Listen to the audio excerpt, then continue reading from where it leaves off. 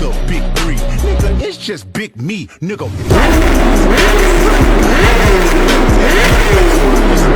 Nigga, Prince outlive my cat, nigga, boom.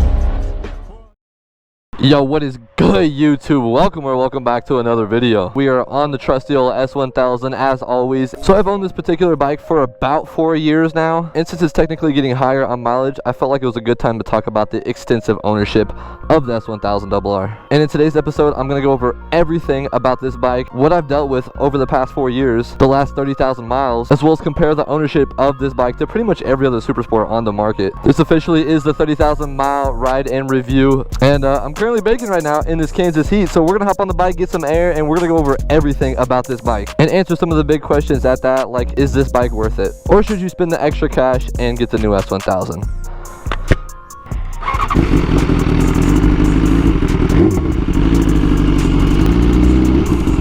We are on the back roads today, if y'all couldn't tell.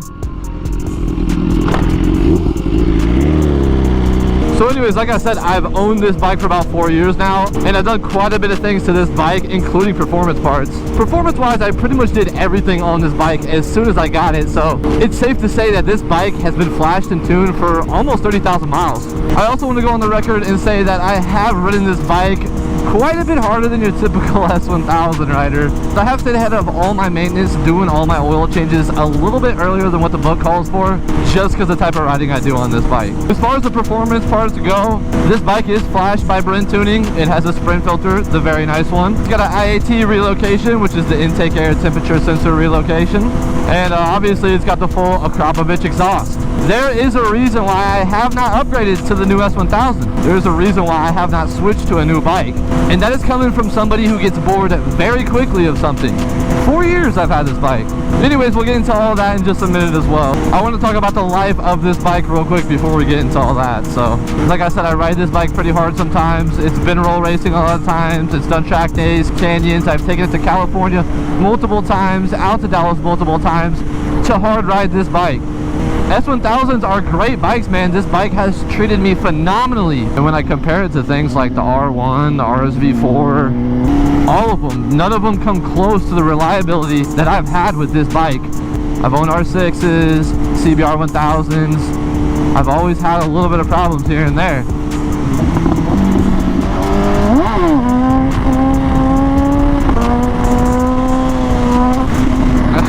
Not with this bike though, man. This bike has prevailed through everything. I've had friends with R1s and brand new Aprilias. Keep in mind, these are brand new super bikes. Even though this one's not that old, a 2018, you would think newer equals more refinement, more reliability, right? It's really not the case. And that's pretty much the testament on why I have not upgraded to a different bike yet. I've had my eye on new S1000s, but honestly everybody has them, and they're still working out the problems on that. And that's a whole different story to get into, which I probably will do a video on that, comparing the reliability of this one versus the new one, the K46 versus the K67. So I've rode them all, and although I would say this bike doesn't hit the exact levels of the fun factor as an R1 or an RSV4 is, because it's just so torquey and just so much fun all over, this bike is consistent, and that is the most important part to me. Having a bike that I can rely on and not worry about. I can daily this bike if I wanted to take it to work and back, which I have. It's so smooth on the throttle, but yet the power comes on just so insanely fast.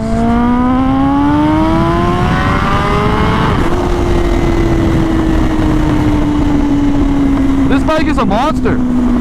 And again, 30,000 miles later, this bike still pulls like a freight train. And I am still out here beating brand new super bikes that are all done up. It's just insane. Bro, what the fuck are you doing, dude? Are you serious? And then he waves at me. Like it's okay. It's cool.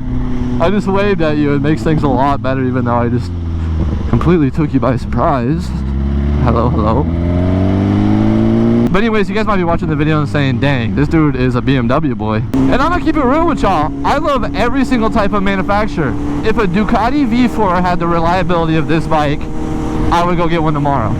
I'm just a fan of what works and what's consistent, what rewards me. I'm so nervous about pulling the trigger on a newer bike just because I'm so used to not doing anything to this bike.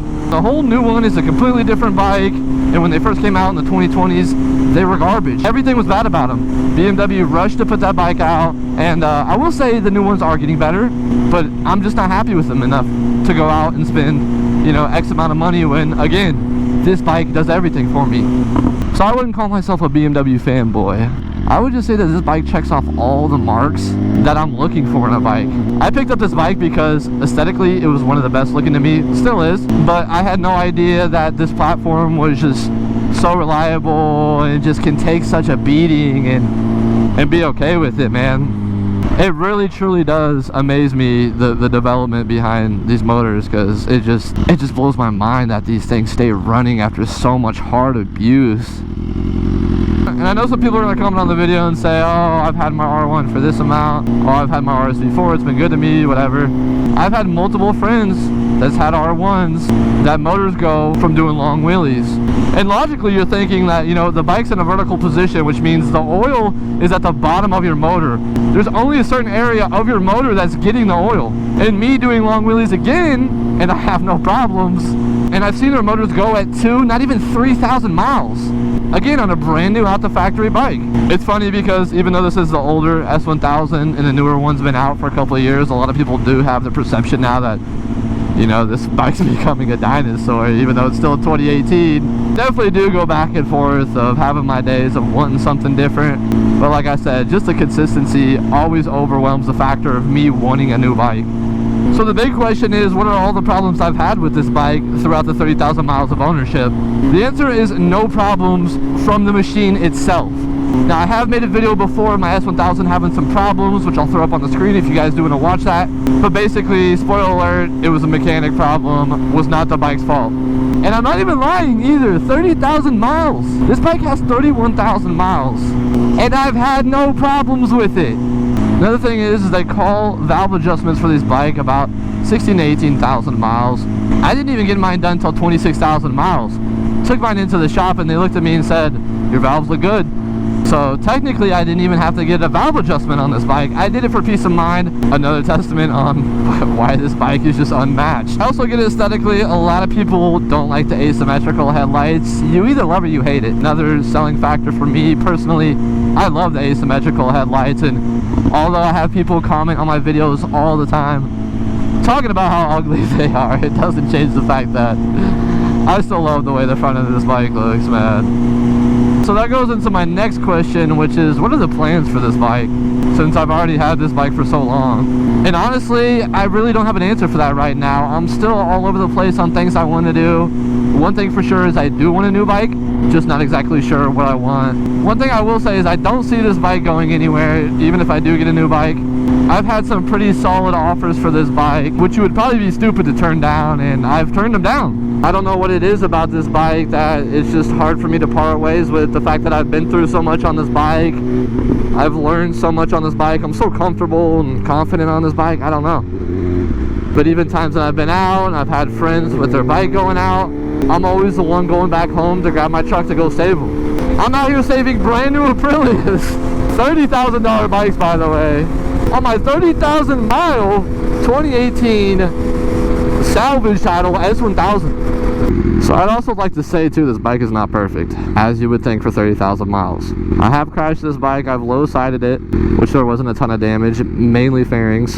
And the timing chain is definitely getting a little bit loose. When I start this bike up, it rattles quite a bit. You can hear the rattle when it's idling, which I really just need a manual cam chain tensioner. Of course, BMW calls that you need a brand new cam chain when they make manual cam chain tensioners for like 75 bucks. And I can easily tighten up my cam chain through it. I don't need to get a brand new cam chain. But also I have been blessed to have a very good mechanic that does everything on my bike. Obviously shop labor per hour is not cheap at all, but man, if you take care of these bikes will take care of you. I was first getting into the S1000s, a lot of my friends were like, yo, be careful, the maintenance is crazy on that, it's a BMW, German engineering. the maintenance is going to be outrageous. Literally the same tools that you use on most bikes, majority of the tools that you'll ever need for this bike is a torque. There are only like 1 or 2 jobs on this bike that you will have to have a special tool for, and one of them being the clutch basket. This is hands down the most expensive bike that I've ever bought, but when it comes to maintenance, keeping up, being able to afford the bike, it has been the least expensive. I did have this bike dynoed, and it was 193 horsepower on a super hot day on a mobile dyno. So yes, this bike is sub 200 horsepower, and it still pulls like it did at 2,000 miles when I got everything completely done on this bike. At the end of the day, I bought this motorcycle to have fun. And if I can't do everything on this bike that I want to do, like wheelie for a certain amount of distances, whether that's long or short, go out roll racing, do track days, travel and have the reliability that this bike has, what's the point of me buying that bike? This bike does everything all the other bikes does with the reliability. I really wanted to make this video though and talk about the past 4 years of what it's been like with this bike. The highs, the lows, the everything. I will continue to ride this bike for however long that may be. Whether I decide to sell it, the motor goes, I don't know. We'll see what happens. Definitely am enjoying the whole new setup, the white fairings, the red wheels, the winglets by the boy Vickley, an absolute ton, and I know everybody is too. When I pull up, this bike just gets a ton of looks. I go to gas stations, it does not matter where I go on this bike turns heads, and I get compliments all the time. And as much as you want to argue the fact that the new S1000s are goated and oh, they look better, and yes, they are faster, my mind probably just won't change until I see that these new ones are fully 100% reliable. I refuse to buy a brand new bike and have a recall on a part that's not even in stock and sit there and make payments on my bike that's stuck in the dealership on a part that has no ETA because BMW was so hungry to push out a new platform of an S1000. And again, like I said, I have had countless friends. This isn't just like 1 or 2 or 3 or seeing somebody on a forum there, here and there. This was all the time I seen people with the brand new S1000s having problems sitting in the shop, making these ridiculous payments and still not being able to ride. So, I haven't been to this park in so long. Holy, I forgot this park exists. Anyways, I really wanted to make this video to give some other people some more insight on maybe if they should buy the S1000, having questions, wondering what it's like owning this bike for so long. It is a big purchase. It's a lot of money for these bikes if you compare them to just buying a normal car. So I wanted to wait quite a while, so I made sure I had no mishaps with this bike before I did make this video. And hopefully if you guys did get this far, you do have some more insight on the S1000, and hopefully it'll make that decision of if you should get the S1000RR or not a lot easier. But to pretty much wrap up my thoughts, I love this bike and I've had an absolute blast the past 4 years. We're going to continue riding it, having a lot of fun making these videos. Anyways, I appreciate you guys tuning into the video as always, and I'll see you guys in the next one. Peace.